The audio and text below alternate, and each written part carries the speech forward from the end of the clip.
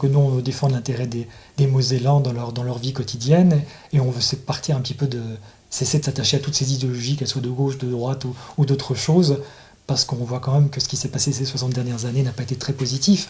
Donc l'intérêt, ça n'est pas avoir une alternance gauche ou droite, c'est d'avoir des partis qui essaient de prendre en compte l'intérêt des gens, leurs préoccupations quotidiennes, et qui sortent un petit peu de l'idéologie et qui soient prêts à coopérer ensemble.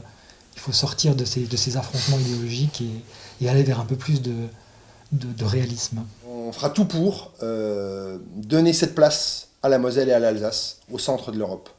Et de toute manière, cette place est incontournable. Nous aurons besoin demain d'une région forte au niveau économique, d'accord, transfrontalière. Ce sera soit la Belgique, soit Luxembourg, soit la Moselle et l'Alsace, ensemble. La diversité de la Moselle, c'est langues différentes, c'est un côté francophone, un côté germanophone.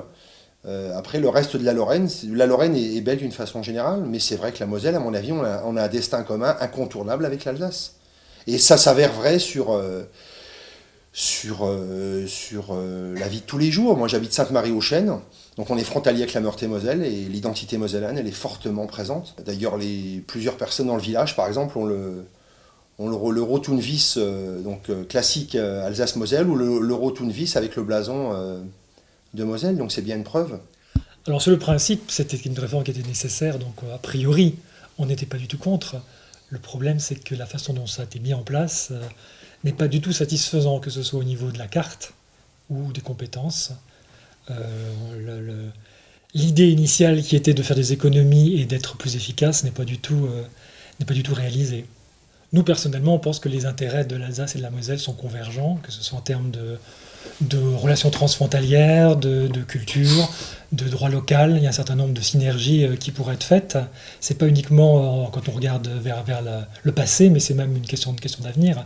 On pense que l'Alsace et la Moselle ont un intérêt à être ensemble. On avait décidé qu'on ferait des régions plus grandes et qu'on supprimerait les départements. On n'a pas supprimé les départements. On a fait des binômes, donc il y aura plus d'élus à l'Assemblée départementale, donc mathématiquement plus d'indemnités. Et les élus régionaux étant payés en fonction de la taille des régions, à partir du moment où les régions sont plus grandes, il y a forcément plus d'argent. Donc mathématiquement, rien que sur cette poste-là, il n'y aura pas d'économie. Après, il y a toutes les pertes qui pourront être induites par le manque d'efficacité, du fait que les décideurs sont beaucoup plus loin. Et pour les entreprises, c'est un très très gros problème. Une entreprise a l'intérêt à ce que les décisions ne soient pas prises à beaucoup de niveaux et que ce soit pris relativement près. Et à mon avis, pour eux, ce ne sera pas une bonne chose. Du fait de l'histoire, certaines particularités, ne serait-ce qu'au niveau du droit local, ça, on voit que ça n'a pas été très très bien pris en compte dans le cadre de la région administrative Lorraine. Et je pense que pour les Alsaciens, c'est le risque aussi, c'est que dilués dans une région beaucoup plus grande, dont les intérêts ne seront pas les mêmes, ils peuvent risquer effectivement de perdre ces choses-là. Oui, on pense qu'en fait, l'Alsace et la Moselle, leurs représentants sont quand même les mieux à même de décider de son évolution, ne serait-ce que parce qu'ils sont le plus concernés. Et le fait d'associer aussi des praticiens me semble absolument nécessaire pour que ce droit évolue dans le bon sens. Donc il faudrait trouver effectivement une formule qui fasse que ce droit évolue surtout par l'action des élus locaux et non pas des parlementaires nationaux. Ce qui fait la capacité d'une région à agir, c'est justement sa capacité de faire passer un certain nombre de réglementations et sa capacité aussi à financer des projets. Or, cette réforme, elle n'apporte pas cette réponse-là.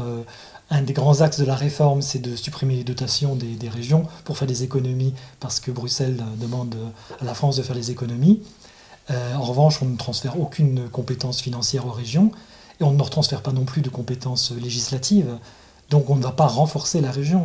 Or, toutes les régions qui sont prospères d'un point de vue économique, que ce soit par exemple la Lombardie, la Bavière, ce sont des régions qui ont une forte identité déjà, et ce sont des régions qui ont certaines compétences, que ce soit législatives, enfin en tout cas réglementaires et financières, et c'est ce qui leur permet d'agir et de pouvoir représenter quelque chose dans la mondialisation en dépit de leur taille. Ce n'est pas la taille d'une région qui est importante, ce sont ces capacités à agir.